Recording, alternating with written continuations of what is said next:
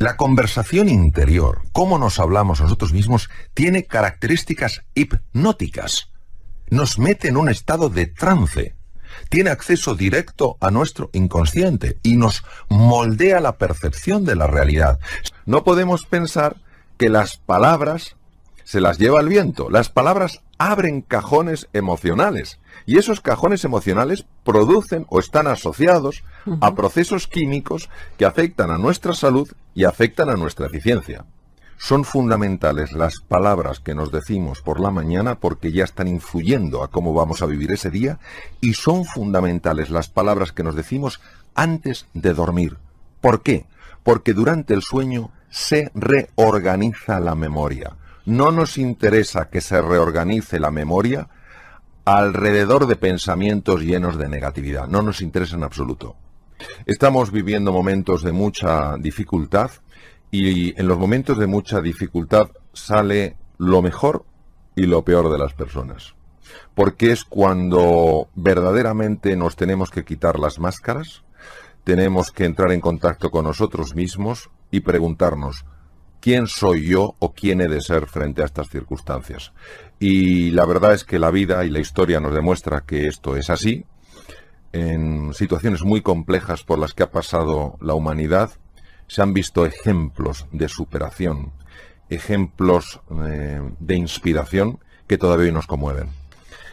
La mente es un instrumento de la consciencia, cuyo anclaje está fundamentalmente en el tejido cerebral y en el tejido corporal. La mente puede ser llenada de pensamientos muy negativos, que los vamos o generando nosotros o los vamos tomando del exterior. Esos pensamientos, si no somos cautos, pueden tomar el dominio de nuestra propia percepción, de la manera en la que vemos la realidad.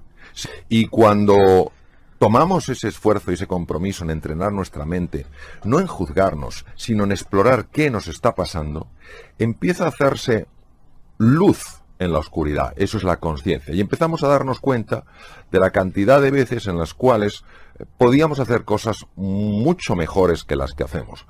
Invito a sustituir el juicio contra uno mismo por la observación de uno mismo, por la exploración. Porque cuando uno se conoce, también se comprende.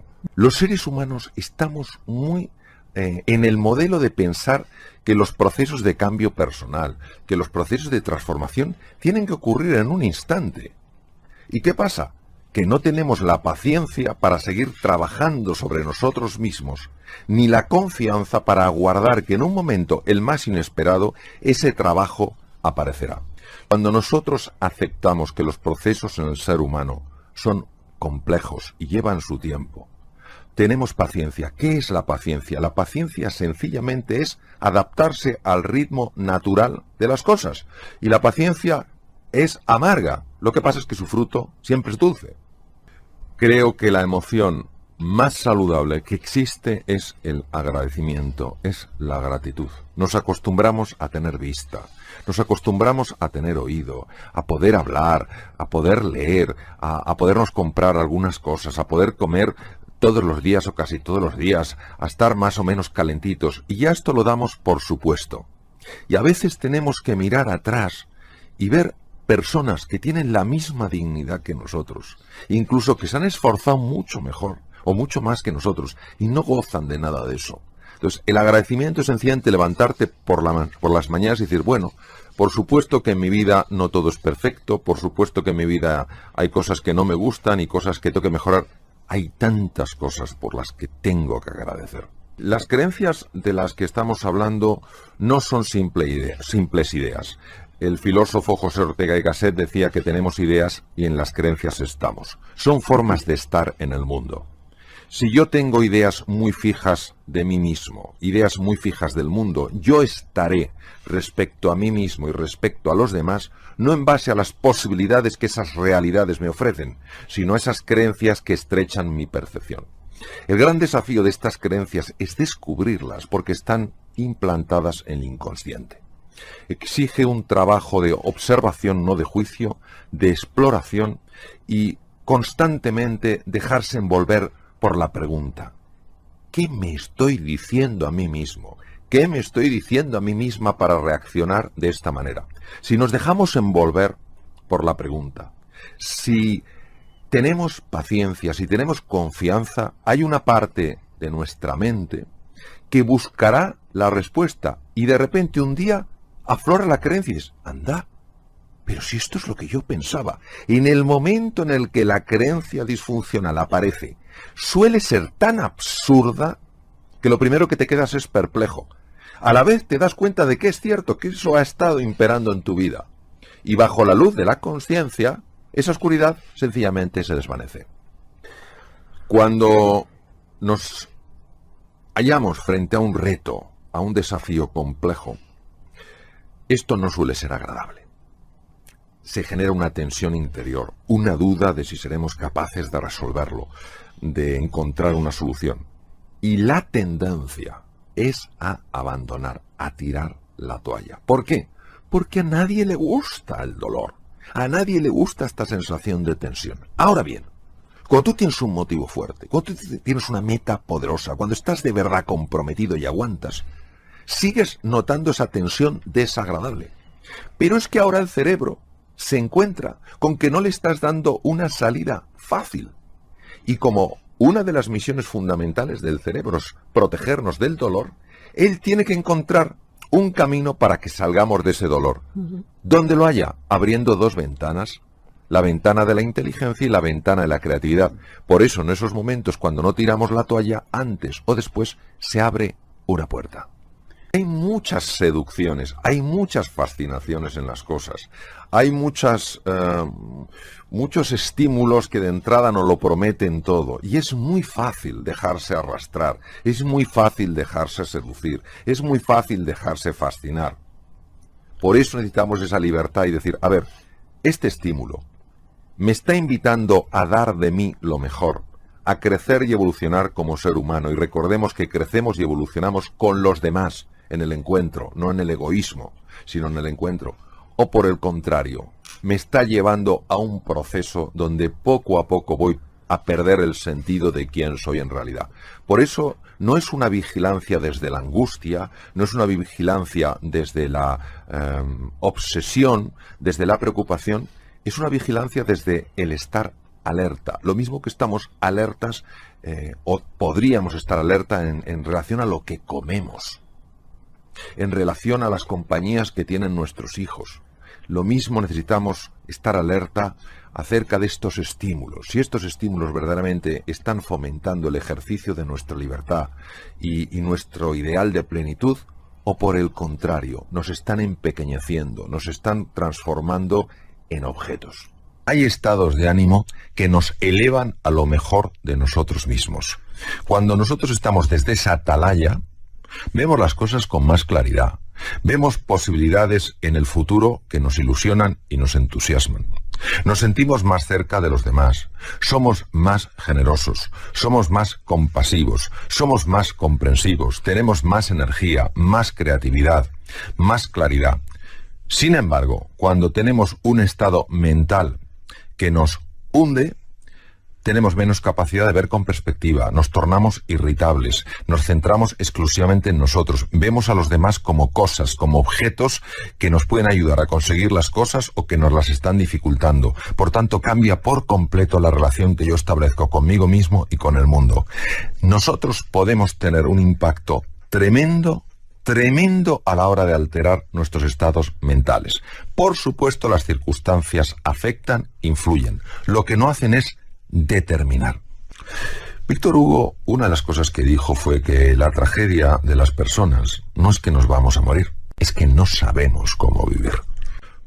Porque cuando nosotros nos vayamos a donde nos vayamos, después de estar en este planeta azul, verdaderamente nos daremos cuenta de lo que es importante en la vida. Si eso va a ser importante en el momento de morir, ¿por qué no es también importante en el momento de vivir? La vida es una escuela para recordar lo que ya somos. Y en nuestro interior, nuestro ser, es unidad, es bondad, es verdad y es belleza. En mi experiencia personal hay dos grandes dimensiones que se abren cuando uno hace el viaje interior. La primera de estas dimensiones es el descubrir aquellas cosas de las que no te sientes orgulloso y que están lastrando tu vida. Tienes que entrar en contacto con lo que se denomina la sombra, la parte oscura, la parte que uno se ha negado a sí mismo, y es muy importante abrazarla, no rechazarla, no temerla, no huir de ella, no quedarse bloqueado ante ella. Porque es curioso, esta sombra no es el resultado de la maldad inherente del ser humano, sino del profundo desconocimiento de quiénes somos en realidad.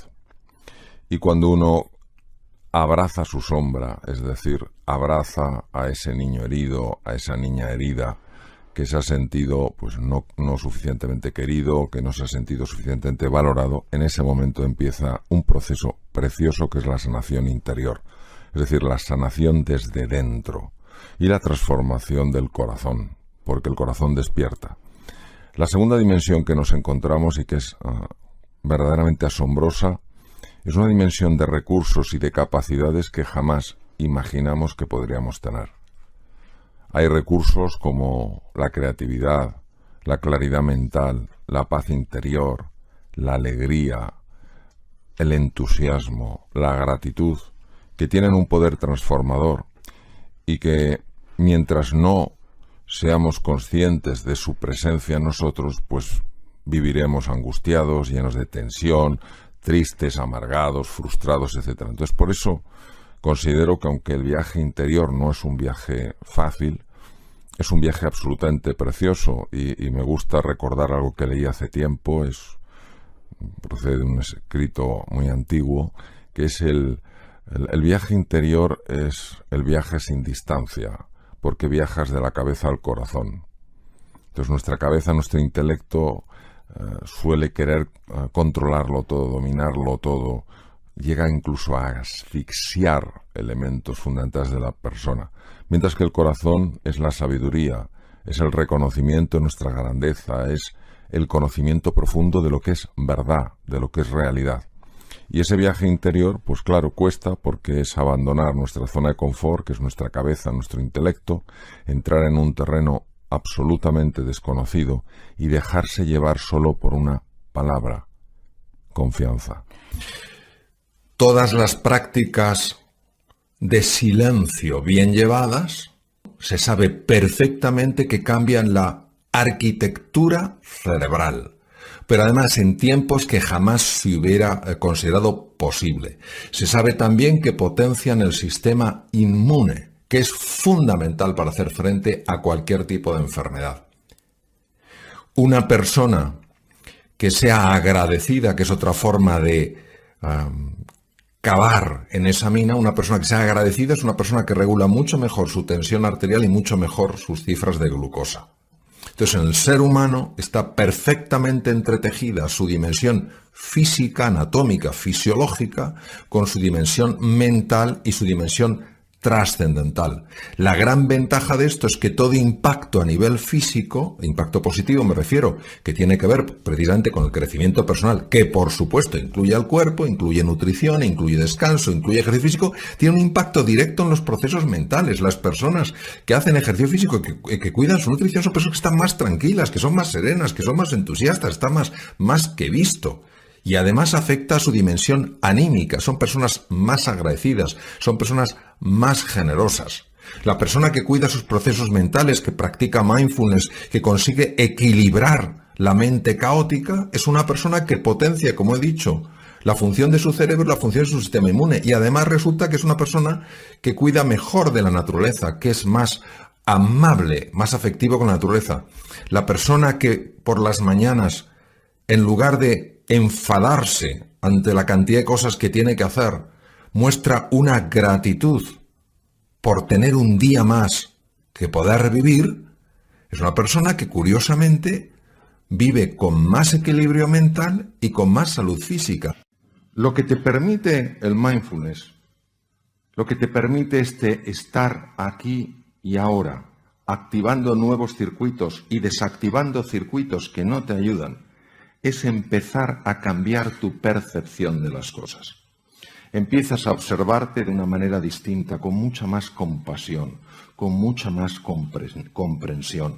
Empiezas a ver a las demás personas con más benevolencia. Te vas dando cuenta de que, claro, que muchas veces la irritación hace que nos provoquemos unos a otros, pero detrás de la irritación, detrás de la provocación, al menos la mayor parte de las veces, no hay un deseo de dañar, sino es como el que está ahí, como el elefante en cacharrería, o sea, no sabe por dónde, cómo ventilar su tensión y la ventila a través de la agresión. Mirad, nuestra mente es como un océano revuelto, donde hay olas grandes, impetuosas, agresivas. Y, pues claro, esto nos afecta a nuestra vida, nos afecta a la salud, nos genera tensión, sube el colesterol, sube los lípidos, sube la glucosa, sube el cortisol, en fin, un montón de lío. Cuando una persona se va sosegando, cuando una persona se va calmando, es como si pasara de la superficie del océano con esas ondas, con esas subidas y esas bajadas, a un espacio un poquito por debajo. Entonces ya estás debajo, ya estás en el agua, ya te has sumergido, no estás muy profundo, pero miras hacia arriba y aunque sientes la agitación de las olas, no te están afectando tanto. Conforme vas profundizando, vas entrando en un sitio verdaderamente curioso. Este es el fondo de la mente humana. Y entonces, en el fondo, ¿tú qué ves? En el fondo, lo primero que ves son capacidades tuyas que no sabías que tenías.